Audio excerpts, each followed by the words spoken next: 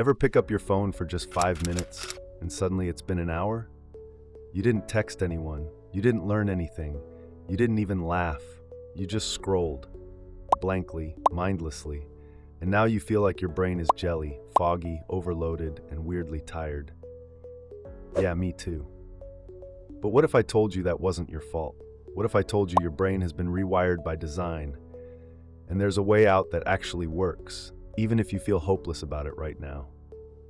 In this video, I'm going to walk you through a story, my story, that reveals not just how I broke my phone addiction, but why you're struggling to focus in the first place. This isn't just about switching apps or setting timers. It's about rewiring your relationship with your attention, and it starts with something strange that happened at a train station. A few months ago, I was waiting for a train. My phone was at 3 cents, and I had no book, no music, no distractions, just me. And that's when I realized something terrifying. I couldn't sit still. Within seconds, my brain screamed at me to check something. Twitter, TikTok, Instagram, anything, but nothing would load. And for the first time in years, I was just alone with my thoughts. That moment, surrounded by strangers, I noticed how itchy my mind felt, like it was allergic to silence. I wasn't bored, I was addicted. Now here's the wild part. What happened next wasn't just a realization. It was the beginning of a solution that's worked for thousands of people. But to get there, I had to confront the science and the story behind why our phones have hijacked our brains. Imagine your attention as a muscle, not something mystical or abstract, but a real biological function that gets stronger with training and weaker with neglect. Every time you scroll without purpose, every time you bounce between apps, you're tearing that muscle a little more. It's like doing 100 reps of bad form. You're reinforcing chaos. Dopamine, our brain's reward chemical, isn't the villain here. In fact, dopamine helps us learn, focus, and feel motivated. But here's where it gets dangerous. When those dopamine hits are tied to constant, unpredictable rewards, that's not learning anymore. That's gambling. Think of a casino slot machine. Bright colors, unpredictable outcomes, and the chance, just maybe, that this next pull will be the one. That's exactly how your phone works. Notifications, likes, new content, algorithmic surprises, all designed to keep your brain chasing a reward it rarely gets. The unsettling truth is, the system isn't broken. It's doing exactly what it was built to do. But it wasn't built to help you. It was built to grab your attention, take your time, and shape your behavior. That's why it feels harder than ever to focus. Because your mind hasn't just wandered. It's been carefully and intentionally hijacked by designs that know exactly how to keep you hooked. Neuroscientists have proven that variable rewards, likes, swipes, surprises, train your brain like a lab rat. This isn't a metaphor. It's literal conditioning. So if you've ever felt like a zombie while scrolling, you're not lazy. You've been trained. But here's the secret. If training got you into this mess, training can get you out. Here's where everything shifted for me. I made one tiny change, the 3-second rule. Whenever I felt the urge to check my phone, I paused, just 3 seconds, and I asked, what am I trying to feel right now? Not what do I want to see, but what emotion am I avoiding? Boredom, anxiety, insecurity? And 9 times out of 10, I didn't need the phone. I needed a break, a walk, a breath, water, sleep. Try it, right now. Pause for 3 seconds and ask yourself, what am I avoiding? I shared the 3-second rule with a coworker once. He told me he tried it during lunch, right as he reached for his phone, but instead of unlocking it, he stopped. Just 3 seconds of pause, and he noticed something unexpected. He wasn't really looking for entertainment. He just felt overwhelmed, tired, disconnected. Instead of doom scrolling, he went outside, took a 10-minute walk, came back clearer, calmer, more in control. It wasn't magic.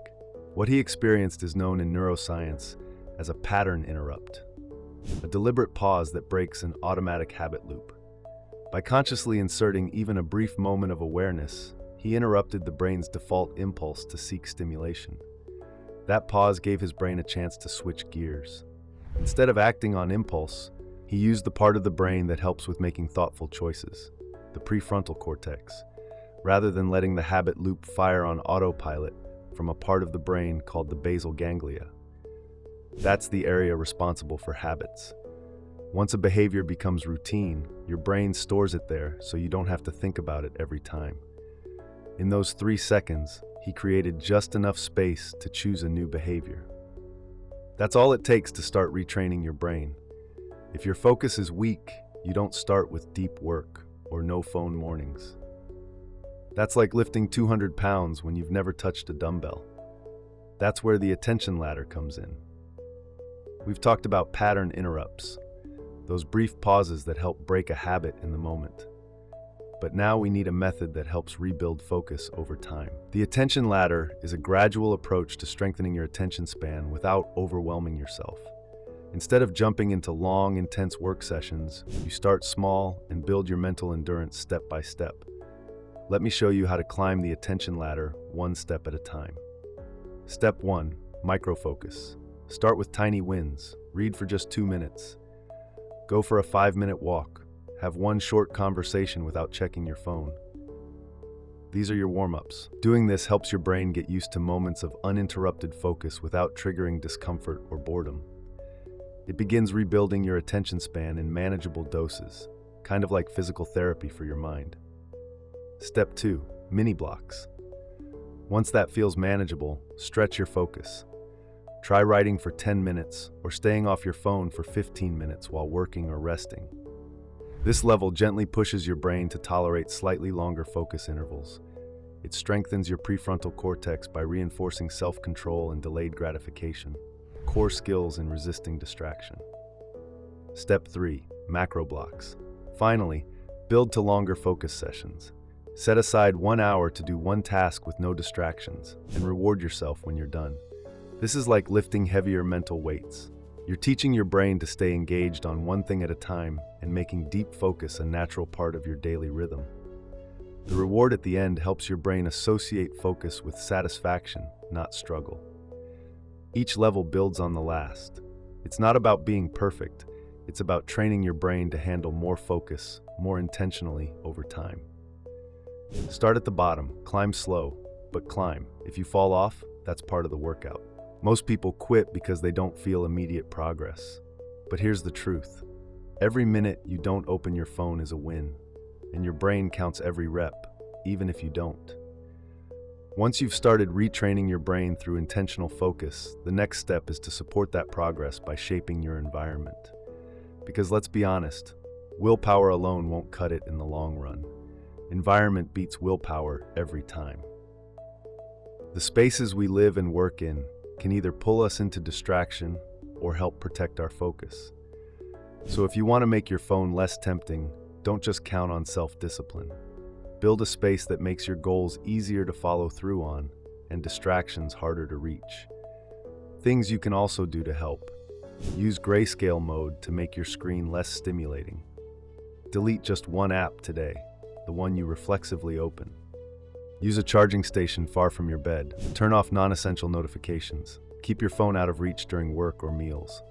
Don't try to be a hero. Be strategic. Make your phone harder to reach and less fun to use.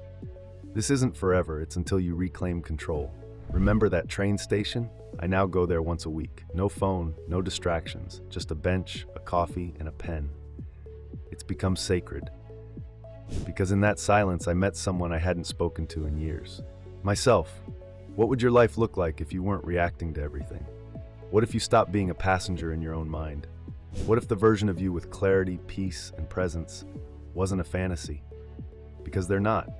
They're just hidden underneath a layer of swipes. So here's the challenge. Today, pause for 3 seconds before every phone pickup. Tomorrow, try one step up the attention ladder. And this weekend, find your own train station. Somewhere to be still. If this video helped you use your phone a little less, or even just helped you think about it differently, let me know in the comments. I'd love to hear what worked for you or what challenge you're still facing. And if you want more videos like this, go ahead and like, subscribe, and share it with someone who might need it. But only after you've taken a deep breath and asked yourself,